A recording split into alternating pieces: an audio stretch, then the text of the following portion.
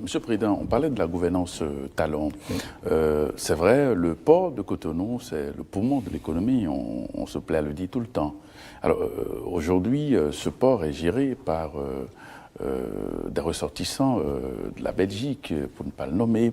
Alors, est-ce que vous avez l'impression que cette façon de faire se situe dans le prolongement de cette boutique de l'État des aides de compétences?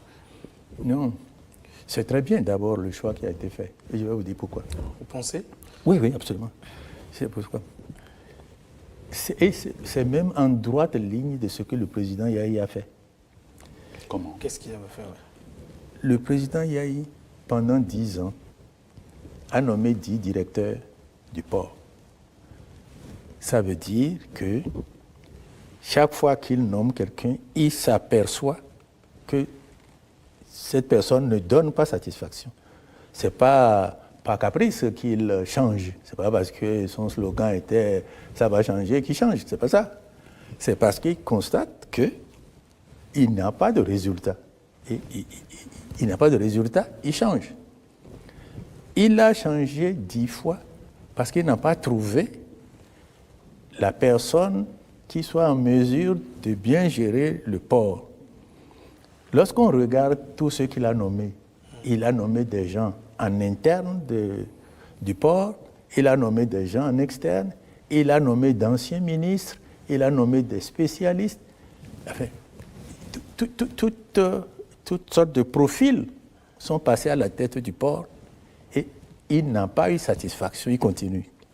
Il a fait ça jusqu'à la fin de ces 10 ans.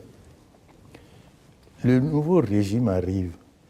Que doit-il faire? Il continue la même chose, à nommer des gens. Non, quand c'est comme ça, lorsque les résultats ne viennent pas, quelle que soit la personne qu'on met, on interroge la structure pour dire est-ce que ce n'est pas l'organisation même du port qui est le problème et non pas les personnes qui sont là. Et lorsqu'on interroge la structure du port, on se rend bien compte qu'il y a problème et que quelles que soient les personnes qu'on aurait nommées là, ces personnes auraient des difficultés. Les problèmes, c'est quoi? Il faut aller chercher ailleurs une autre expertise pour oui, venir régler ça. Mais bien il n'y a sûr. aucune compétence localement si capable vous, de faire. Non. Si vous nommez directeur d'un CEG, quelqu'un qui a passé sa vie, un enseignant qui a passé sa vie, toute sa carrière dans le même CEG, et vous le chargez de faire la réforme du CEG, vous n'aurez pas les mêmes résultats que quelqu'un qui a fait plusieurs écoles. Je pense que la décision qui a été prise, c'est celle-là qu'il faut faire. Je dis qu'à la faveur de cette décision, j'ai regardé, moi, la structure du port. Elle n'est pas fondamentalement différente de celle que Catois, le premier directeur français du port, M. Catois, a laissé. Elle n'est pas fondamentalement différente. Et lorsqu'il faut faire des transformations aussi profondes de restructuration, il vaut mieux amener des gens qui ont l'expérience parce qu'ils ont fait ça plusieurs fois. Ils ont fait ça plusieurs fois. Ils ont l'expérience. Et je suis très heureux de la réaction des cadres du port. Laquelle le fait de pouvoir manifester, vous l'avez dit? Je suis très content de leur réaction. Après avoir été pendant une première partie assez critique vis-à-vis de la décision, j'observe qu'ils ont compris que c'est une opportunité pour eux d'apprendre, de voir comment on structure un port aujourd'hui, parce que ceux qui sont là ont plusieurs expériences et c'est ça qui est important. Et nous allons avoir, vous allez voir, nous allons avoir au bout de bons spécialistes de gestion du port. Non, Monsieur le Président, peut-être que Oui, vous avez... Monsieur le Président, si nous restons dans votre dynamique, dans votre démarche, qui consiste à penser que bon, on peut rien faire par nous-mêmes, et que c'est de l'extérieur qu'on doit avoir l'expertise, ce n'est pas ça. Ce n'est pas un renoncement, un reniement de nous-mêmes. Mais enfin, il ne faut pas parce que tu as soif, tu bois de l'acide. Il faut dire c'est un liquide.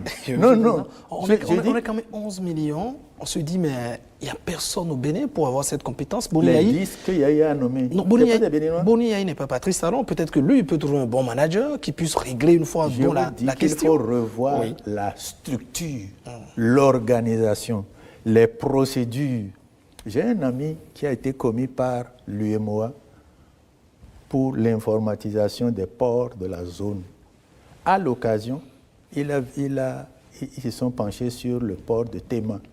Ce qu'il m'a dit, c'est que par rapport au port de la sous-région, en matière d'organisation, notre port a des problèmes graves. Pourquoi vous ne voulez pas que pendant 3 ans, des gens mettent une structure en place, des gens qui ont l'habitude mettent une structure en place, laquelle structure nous pouvons faire fonctionner par nous-mêmes.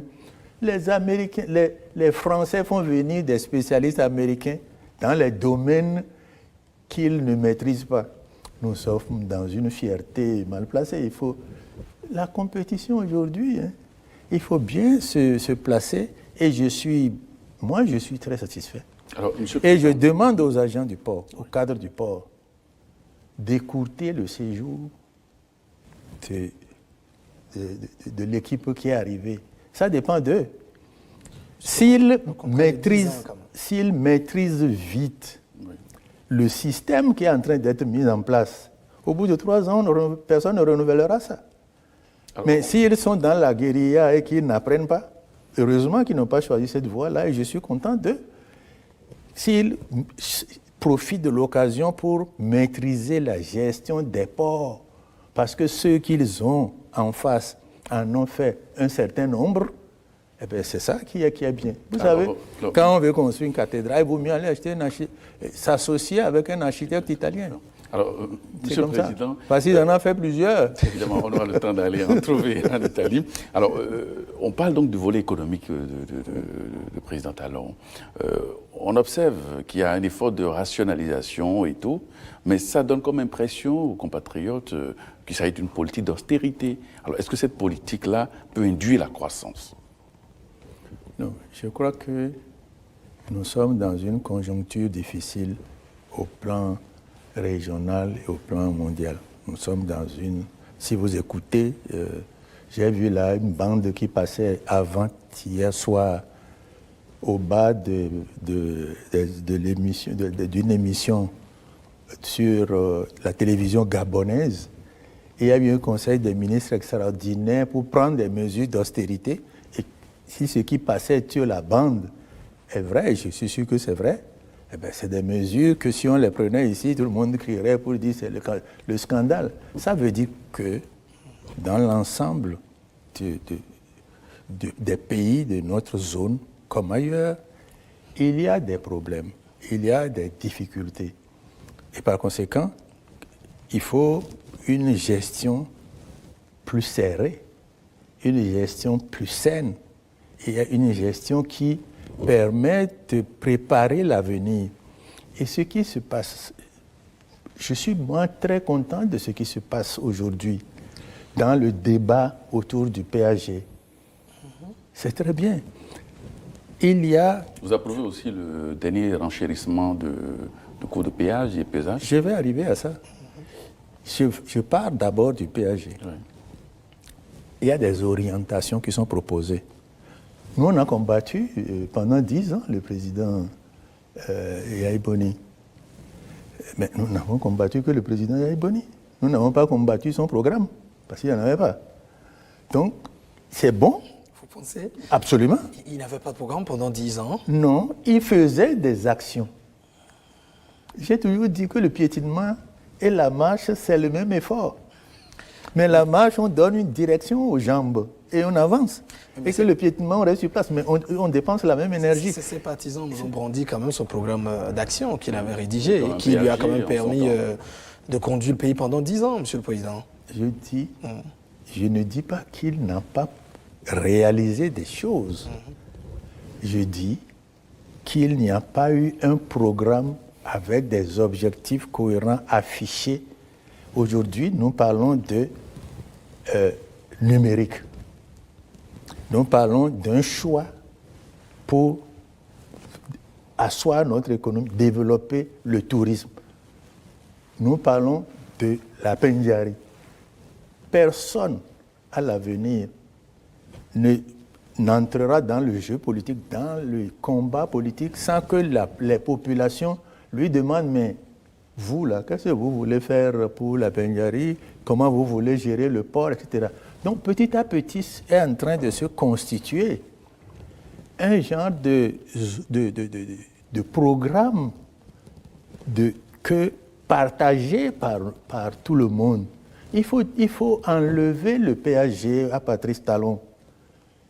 Il faut s'approprier les choix qui sont faits, les critiquer, c'est ça qui est bien, les soutenir, les amender, etc., pour que progressivement nous arrivions à avoir un corpus d'action, d'orientation, qui permette à quiconque vient aux affaires d'avoir une base sur laquelle il rebondit et conduit les opérations dans notre pays.